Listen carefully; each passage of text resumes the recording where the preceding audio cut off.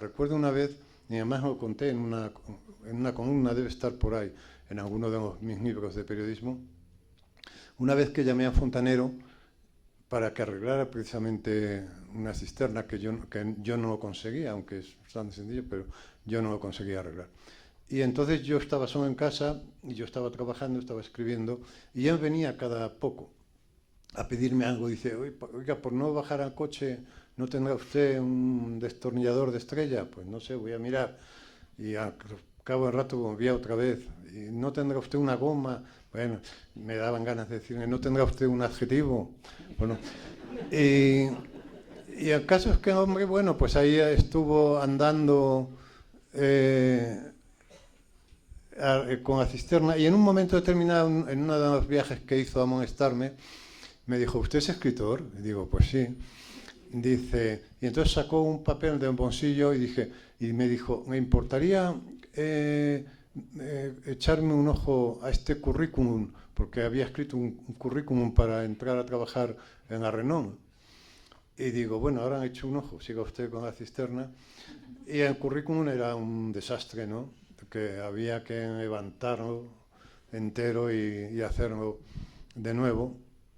Bueno, casos que se lo hice, y el hombre ya acaba, viene y dice, lo de la cisterna un desastre, porque no he tenido que poner todo nuevo. Digo, pues igual que yo.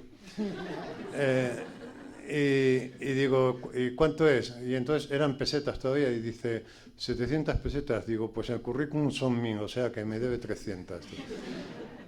Y el hombre se quedó muy, muy asombrado. Naturalmente era una broma, no se lo cobré, pero intenté explicarme que lo mío era un oficio también, ¿no? Y entonces siempre pienso que, por ejemplo, los relojes, cuya maquinaria es tan hermosa, y es tan hermosa que en los relojes caros la carcasa es de cristal para que se aprecie todo ese juego, ¿no? Claro, el relojero no intenta que la maquinaria sea bella, intenta que sea eficaz y económica, que ocupe muy poco espacio. Y como resultado de esas dos tensiones surge esto que es, ya digo, una de las cosas más hermosas que ha inventado el ser humano junto a la cisterna del retrete, ¿no? Que es la maquinaria de un reloj. Sería absurdo si llevamos el coche al taller y abre el capó que le preguntáramos al mecánico, oiga, ¿para qué sirve ese tubo? Un tubo cualquiera. Que el mecánico nos dijera, no, eso está de adorno. Porque en ningún coche, ningún motor de un coche se ponen cosas de adorno. Un motor de un coche también es una cosa muy hermosa, ¿no? Pues todo tiene una función, todo está al servicio de algo. Y si son bellos esos artefactos, todos estos artefactos que hemos citado, es porque son funcionales, porque funcionan, porque cuando le das a un interruptor se enciende una luz, ¿no? Pues yo concibo la escritura de este modo. Yo creo que todo lo que pones debe estar al servicio de algo, todo debe formar parte de un circuito y debe estar dirigido a un fin. Y esto tiene que ver con tu pregunta, ¿por qué esos? Bueno, pues porque yo como escritor me identifico más, pienso que mi trabajo tiene más que ver con un oficio manual que con un arte. Hablemos un poco de arquitectura, si te parece, Juan José. Cuando vas a escribir un texto literario, bien sea una novela o un cuento, me gustaría quizá que hiciéramos referencia sobre todo a las novelas. ¿Cuál es el grado de planificación que haces de la novela? O sea, tú tienes un esquema, tienes una idea muy precisa, sabes para dónde vas con claridad, o cómo sucede lo inesperado, cómo aparece lo inesperado dentro de esa planificación que por supuesto se puede subvertir o no dependiendo de la fidelidad al proyecto que tú tengas. Sí.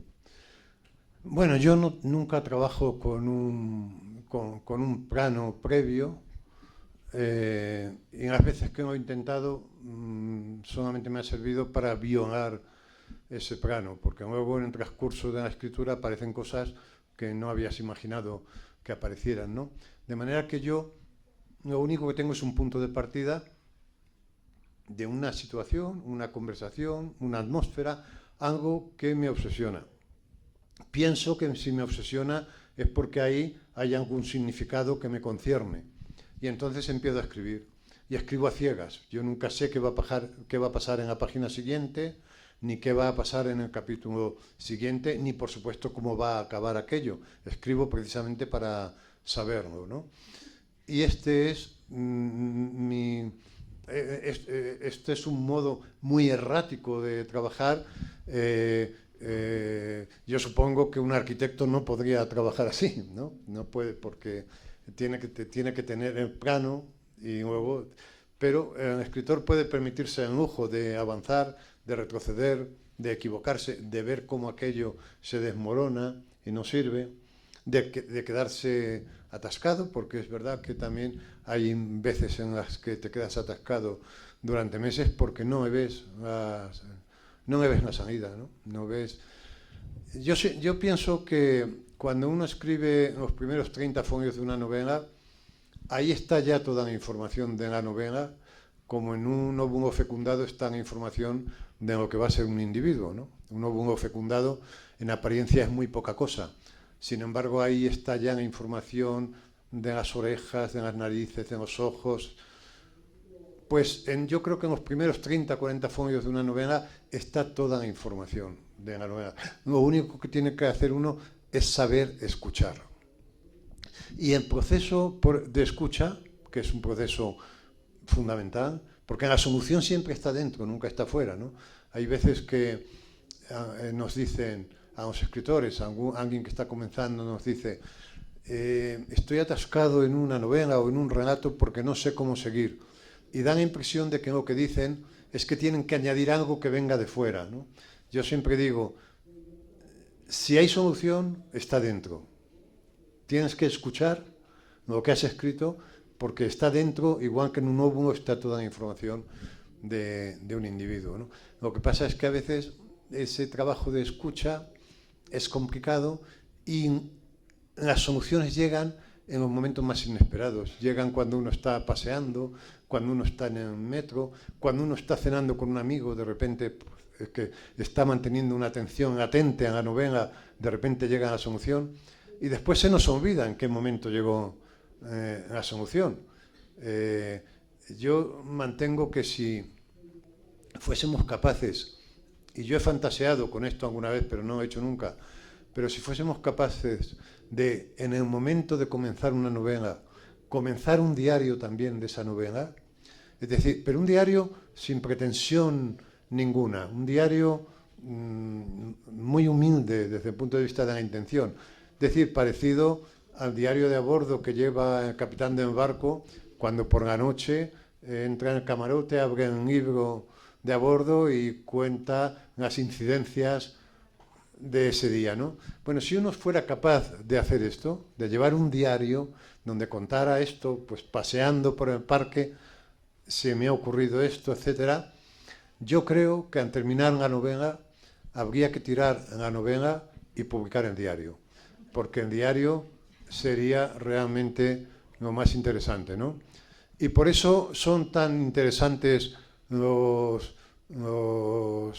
libros sobre el oficio de escritor, que hay muy pocos. Hay pocos escritores que escriban libros sobre su propia cocina, pero son apasionantes. Yo recuerdo ahora mismo dos, por ejemplo, de dos autores además populares, no dos autores especialmente literarios. Por ejemplo, hay un libro de Patricia Highsmith que se llama Misterio, creo recordar, donde ella cuenta cómo se le han ocurrido algunos cuentos, ¿no? Y cómo se ha desarrollado. Y es un libro apasionante porque te lleva a la trastienda del acto de creación, ¿no? Y hay otro libro muy interesante de un autor muy popular, que es Stephen King, ¿no? Stephen King tiene un libro que se llama Mientras escribo, que es un libro que escribió. Él tuvo ya hace años, un día que saliendo a caminar, le atropelló un camión y estuvo a punto de morir. Y pasó muchos meses en la cama y perdió el gusto por escribir novelas, no me apetecía. Y entonces empezó un libro que se llama Mientras escribo, en donde cuenta su cocina. Es un libro apasionante, ¿no? Y tratándose de un autor que no es un autor, por entendernos, literario, ¿no?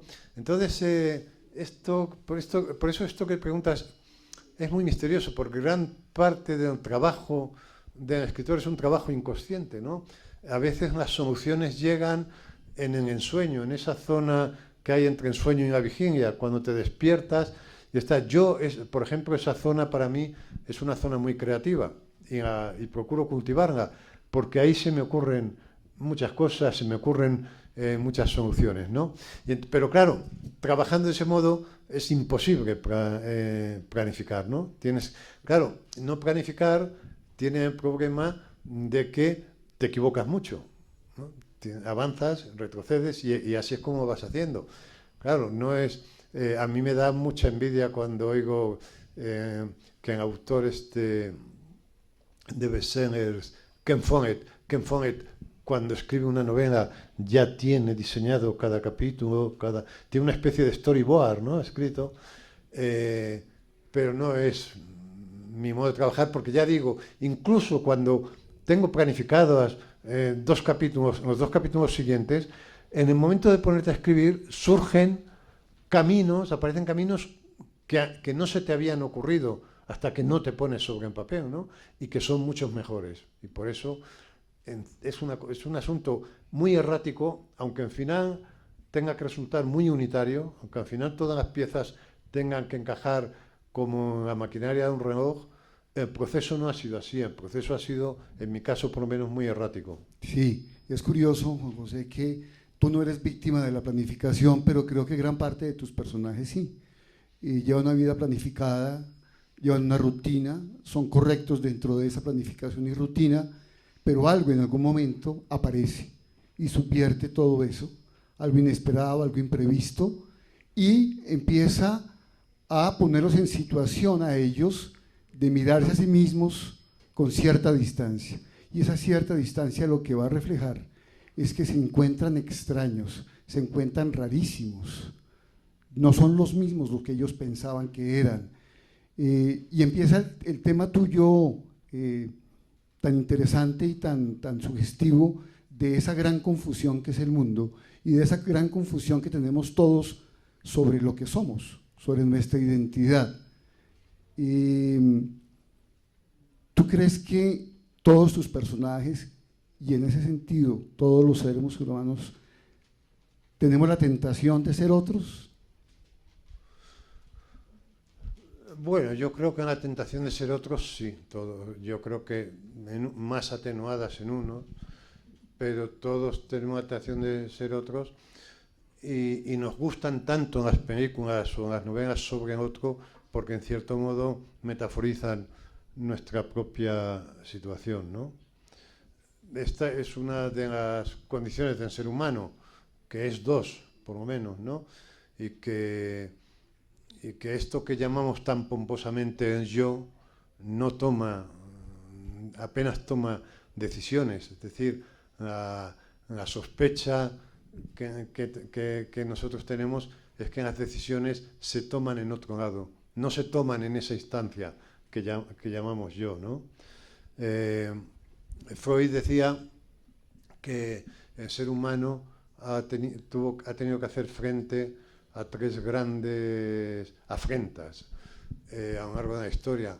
La primera fue descubrir que no era el centro del universo, la segunda fue descubrir que descendía de un mono, y la tercera, que tiene que ver con el descubrimiento del inconsciente y por lo tanto con el propio Freud, es que el yo no toma decisiones, que las decisiones se toman en una instancia diferente. Y por eso a veces hay vidas tan minuciosamente planificadas, ¿no? Porque no las hemos planificado nosotros, sino que las ha planificado el inconsciente, que es una instancia verdaderamente diabólica.